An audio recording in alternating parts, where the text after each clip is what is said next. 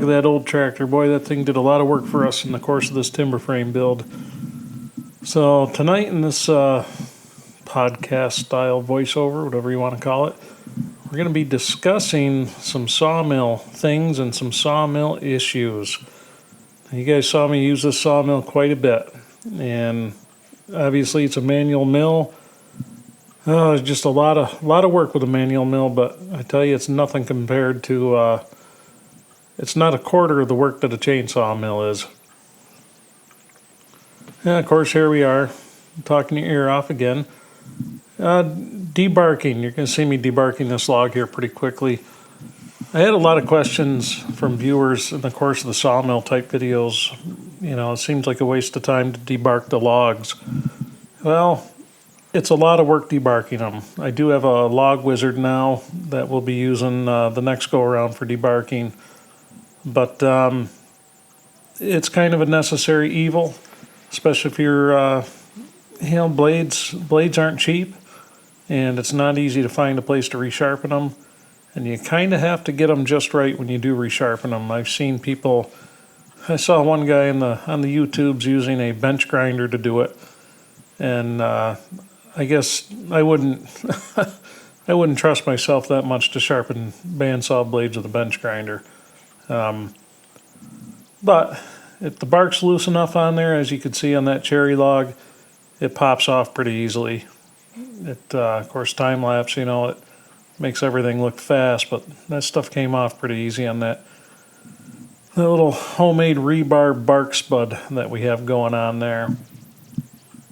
And you see all that dirt right there in the log. Now, you could pressure wash them, but I will tell you that the pressure washer will not get the dirt out of the crevices underneath. And as that tree grows, just sand driving in the wind actually embeds itself into the bark, and it makes short work of your blades. A log like that, I wouldn't even get that full log cut with all the dirt on it with one blade. And I tell you, I thought everything was messy right now until I went back and watched some of this old footage, and I can't believe what a slob. I can't believe my wife's still here dealing with all that mess all the time. I actually have most of that cleaned up now, and I'm still working on it. That's why you guys don't see outside footage of the building, because I'm not showing that again until everything's cleaned off nice, because I'm slowly getting our yard back, very slowly, but it is happening. I don't know why we're just sitting here not doing anything. Wonder what this guy has planned. We can watch the truck go by. I bet you I'm talking again. I guarantee you that's what's going on. So, for those of you new to the channel, that is a Hudson HFE 30 sawmill. It can do a 32-inch cut and handle a 36-inch log. And as I've said in 100 videos probably, I have 28 feet of track. That's actually pretty good value for what it can do. We milled a lot of lumber on this thing. I mean, I've got probably at this point, close to 40,000 board feet through this mill, knock on wood, with no issues, and I'm really hoping to get another 40,000 with no issues, because looking up the upcoming projects and kind of starting to figure some of the loads out and kind of what I'm going to need, which we will be covering that at some point. I'm going to be needing at least another 40,000 board foot for a bunch of the projects, maybe even more. But, man, you ought to see that kid now. He has grown a lot since this video was done. He's 13 now, and he weighs 195 pounds. And he's probably at chin level with me now. Now, I did have comments on the safety of letting him do this right here. As long as you have the guards on the mill and everything like that, I have had blades break before, and it's not like you think. They don't just go all over the place.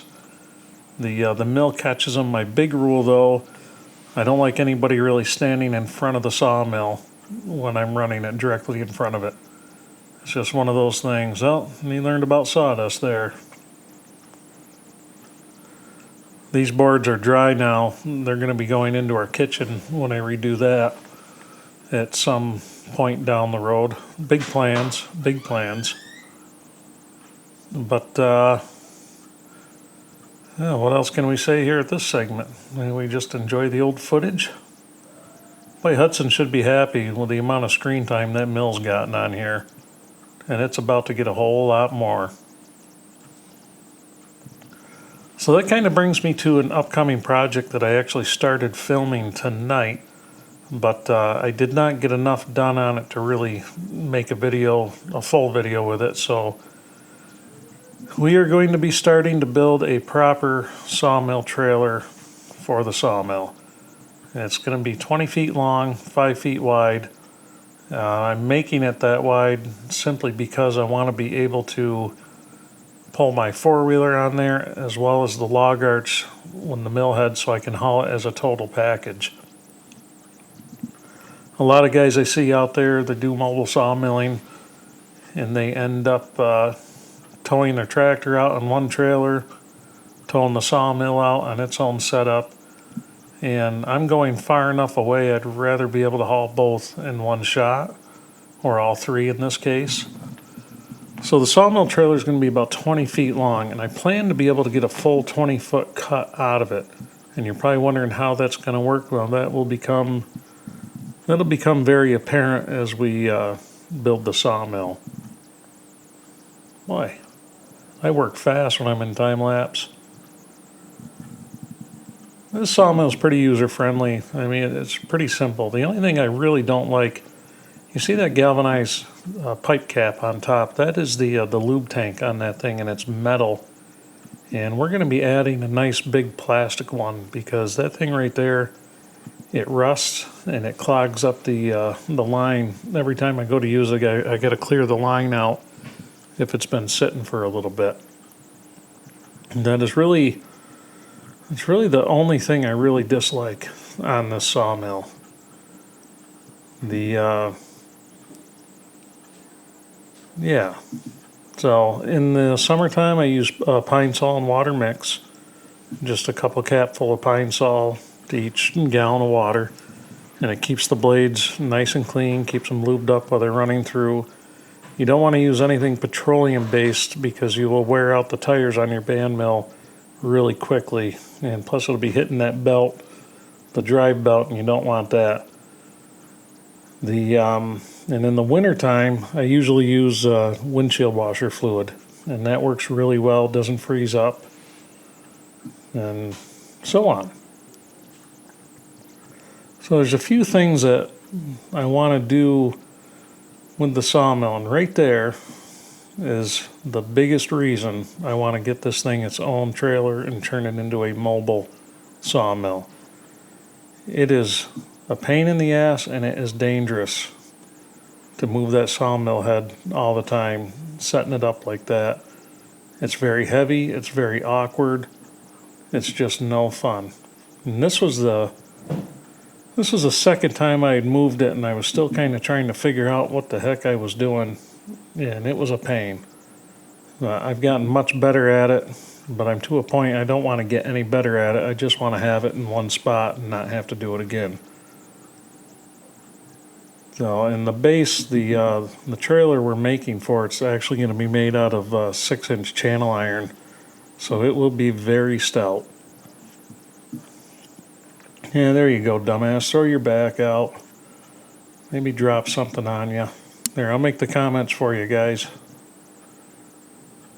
But you know, when you're working with what you have, you learn too much creative things. Which brings us to another feature of the sawmill that I'd like to make. I want to do a log turning setup.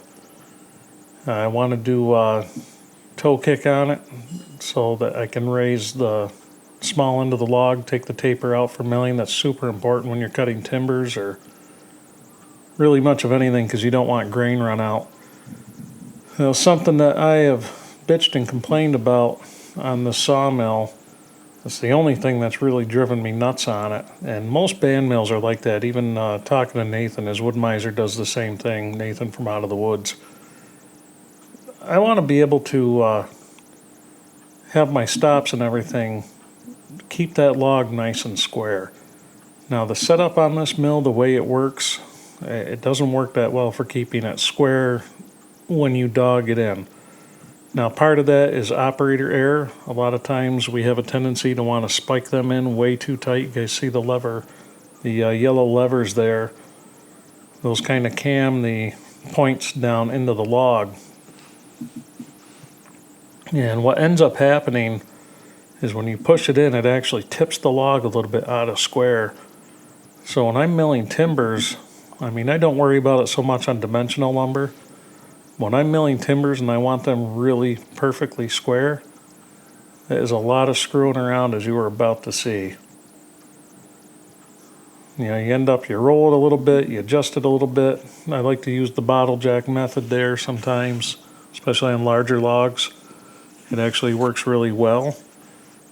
But I think we're going to do, I've got some ideas for that on the mill trailer. Pretty much all my wish list for the sawmill to make it easier for me to operate is going to go into this mill trailer.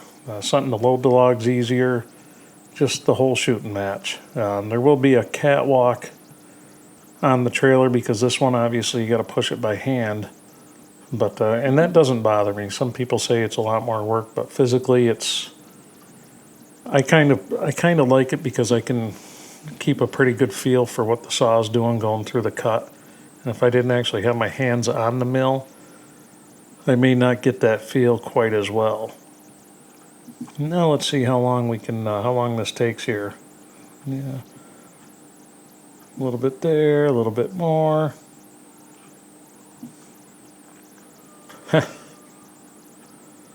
You guys would not believe how much time went into doing that as I was milling timbers for this barn.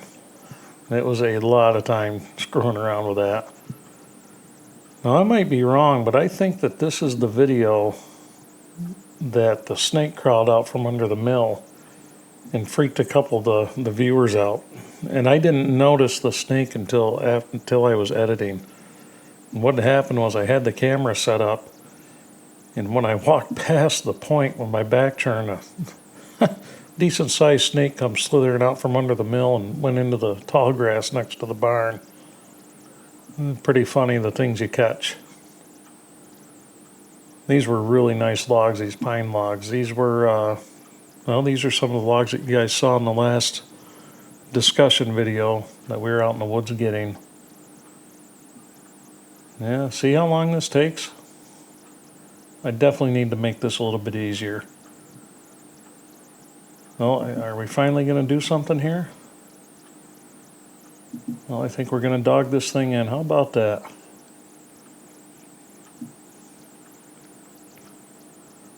Boy, these videos, it's fun to watch. No limp.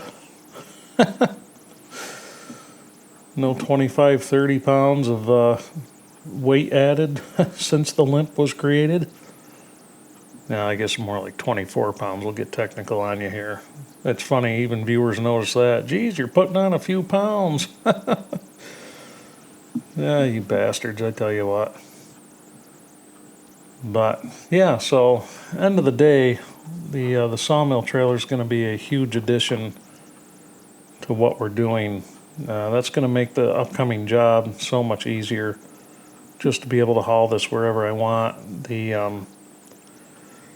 At the time when I bought the mill, I wasn't really thinking of having it go anywhere. I figured, oh, I'll incorporate it into the building, I'll put it on one end of the building, and it'll live there the rest of its life. Now then I got building the barn and realized that sawmill takes up a huge amount of real estate inside. I mean, it's 28 feet long. It takes up a lot of real estate, and as you can see, you need a pretty good stretch of space on both sides of it. And you offload boards and things like that, you can't stack them too close to the mill because then you're going to be hitting it. But so anyway, I guess I probably better get this wrapped up. Another little discussion video. I kind of enjoy doing these. It's kind of fun to go back and see some of this stuff. And oh yeah, that's the other thing we're going to be adding. I think I said that. Something to turn the logs over with. Make it a little easier. Of course, the blade changing goes pretty easy on these two. So, anyway, I think I'm about out of time on this. Let's see, yeah, I've got about a minute left. Might as well do some fast camera work. This was all filmed on a cell phone. Every bit of this, guys. It wasn't too bad. I like having a regular camera now, though. Makes a big difference. So, anyway, hope you guys enjoyed this one. Looking forward to the upcoming stuff. And I will catch you on the next one.